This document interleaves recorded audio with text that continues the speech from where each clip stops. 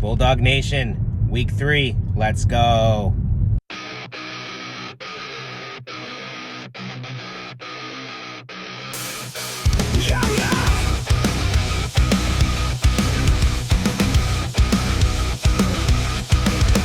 Sunday clash grids iron wild. Victory crowned with Marvin's stride. Alvin charge relentless tide. Week 2 warriors hearts collide. LinkinKaid Park rise up shout. Top boy scorer no more doubt. Fantasy kings with power devout. Champs of grit make rivals pout. Fallen heroes dust their boots. Marvin's catch shatters roots. Kamara charges leaves no roots. Victory in battle absolutes. Echoes loud from end zone seas. Roaring crowd on bended knees. LinkinKaid Park no one can seize. Riding high on wind and breeze.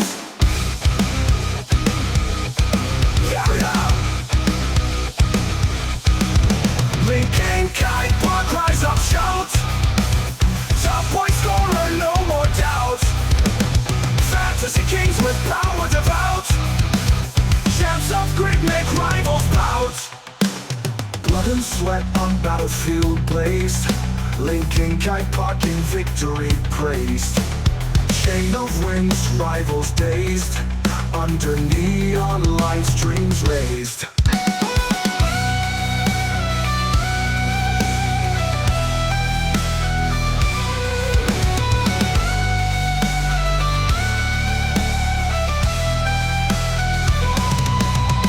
LinkinKaid Park rise up shout.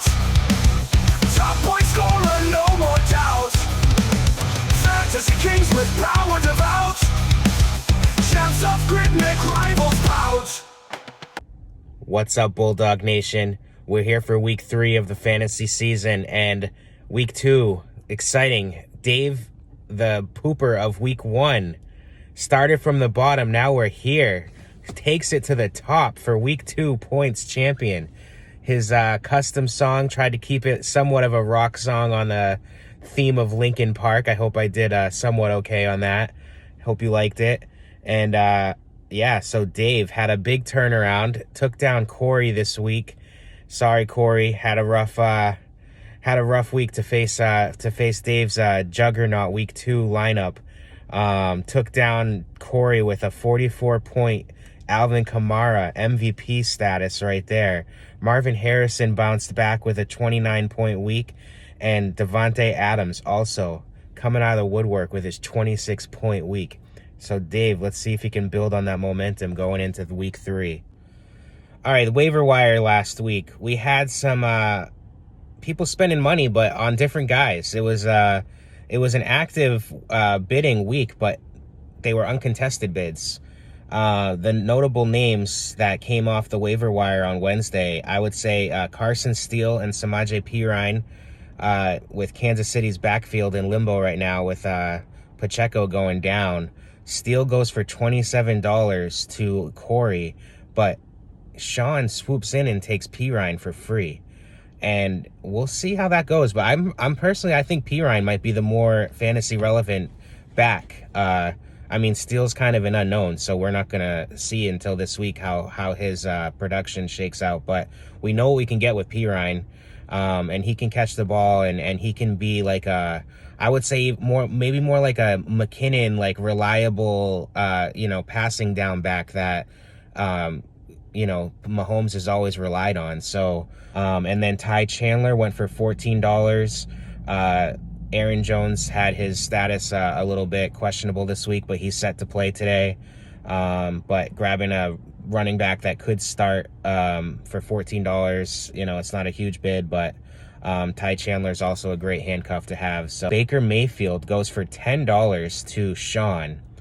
I know Baker's starting hot, but $10 for a quarterback, we'll see how that one goes. It's only $10. We still got 90 to go, but Quentin Johnson goes for $9 to Kevin. Quentin Johnson had a great week last week, and Harbaugh was really, supporting him in the locker room. I saw the locker room speech for the Chargers because that's my sleeper team this year for the Super Bowl. I don't think they're going to be a sleeper much longer. But Harbaugh really, you can just see how great of a coach he is, and just how much he recognized that, a guy like Johnston is so talented, but he hasn't really come out of his shell yet. And that team was just in shambles last year. So I think that, with Harbaugh now running the show over there, a guy like Q can really he can pop off this year and be a sleeper. So I wanted to add him to my roster as well. I don't really have much space, but Johnson was someone I really was looking at last week to maybe pull the trigger on adding. All right, so after QJ, Quentin Johnston, we got Tampa defense going to George for a $6 bid. Probably wanted to stream them this week. Felt they were a strong defense to pull off the waiver wire.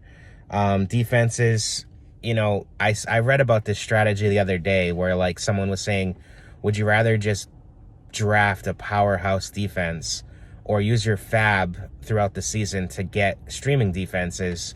And if you think about it, if you're streaming defenses all season and you're pulling your fab money to do that, it can add up, these $6 bids. It's $6 this week. He might do another $6 or $7 next week on someone. But if he's not going after that big splash, $50, $60 waiver wire target that might be available, then, a lot of people end the season with money in their pocket anyways. But it's an interesting strategy to think about is, do you want to grab that defense that's going to pull you through the season, or do you want to kind of play around with the waiver wire and spend a couple bucks here and there every week, and then it adds up to a decent number at the end of the season when you look at it? And the last waiver bid was Braylon Allen. That went to Corey. That was a solid waiver ad. Braylon Allen's gotten a little bit of buzz this week, and and the Jets, their offense is buzzing right now. So Breece Hall going down, and you got Allen with even more opportunity. But even with Breece Hall in the mix, I think Allen's gonna continue to see some of his usage grow over the week. So that's a solid ad by Corey. That's your waiver ads for the week. Nothing too crazy on the competition wise, but some good ads and some good money spent. All right, so who pooped their big boy pants in week 2? It's gonna be Michael against Kevin. Michael put up 89 points in a loss this week. Had Tua go down, as we all know, on the Thursday night game. And Kevin beat him pretty handily with a 50-point win. So Michael with 89 points is now the pooped your big boy pants of the week, sitting in that chair, or maybe the porcelain throne if you want to call it that. Mike's going to try to get off that this week. We'll see how he does. But for now, you are the winner of the Week 2 pooping your big boy pants. Our Week 2 game of the week was me versus Chris. Neither of us had the top points or near the top points for the week, but we were in the middle of the pack. It was a pretty close game for most of Sunday, but then I kind of pulled ahead near the end of the day. I ended up winning that one 125 to 109. So last week's game of the week goes to me. I had Kirk in my lineup with a 0.9, and Chris had Kelsey with a 1.6. So a couple of very disappointing weeks for a couple of our starters. And but with all things said, I pulled out the victory, and I'm 2-0, so I'll take it. Rest of the matchups, we had Colin versus Sean. Sean very close to that top points this week. It came down with a tight race between him, Dave, and Kevin last week. And so Sean beat Colin, brings Colin to an 0-2 start to the season. Sean has a very strong 2-0 start, had a couple of good weeks. And so, yeah, Sean's looking good. We got myself and Sean as 2-0 teams. The next matchup was going to be Dave's week 1 win over Corey, which we talked about. And then Andy took down George. They both were 0-1 going into the week. So Andy, big win to get to 1-1. And that was a tight one. Andy won by just 9 points in that game. And again, Kevin beat Michael 142-89, and then you had Matt Notario taking down Snell. Matt goes to 2-0, and Snell goes to 0-2. All right, so looking into this week's matchups, we had one rivalry game coming at you. We got Chris versus Sean. Sean voted for Chris for his team he wanted to beat the most this season, or looks forward to beating. And Chris, of course, as we know, picked everyone, so he's got a few of these games on the slate this year. So Sean versus Chris is going to be a rivalry game to look at. And then my game of the week this week, I think, is just going to keep that game, because you have a 3 versus a 5 seed. Sean's at 2-0 right now. Chris is at 1-1. Chris needs to pick up a win this week to get to 2-1. Because dropping to 1-2, he has a strong team. He doesn't want to start out 1-2 and have a slide. But Sean and Chris is going to be a good matchup to take a look at, because two very strong teams, good projections this week. Chris got off to a strong start on Thursday with Breece Hall giving him 18 points. So good luck to you two. You're going to be our game of the week. Other matchups, you got me versus Andy. No scores yet. Dave plays Matt Notario, and Dave had 16.3 points Thursday night, but that included a 0.3 out of Stevenson. So that's going to be a tough score to look at when he's looking at his box score on Monday night. So we'll see if he's still in the running tomorrow night. But good luck to you two. And then we've got a couple teams near the bottom right now at 0-2. We've got George and Michael facing off. So maybe that's going to be our pooper of the week game to look at. Colin plays Corey. Colin's, again, he's another 0-2 team with Corey at 1-1. So that's a good one.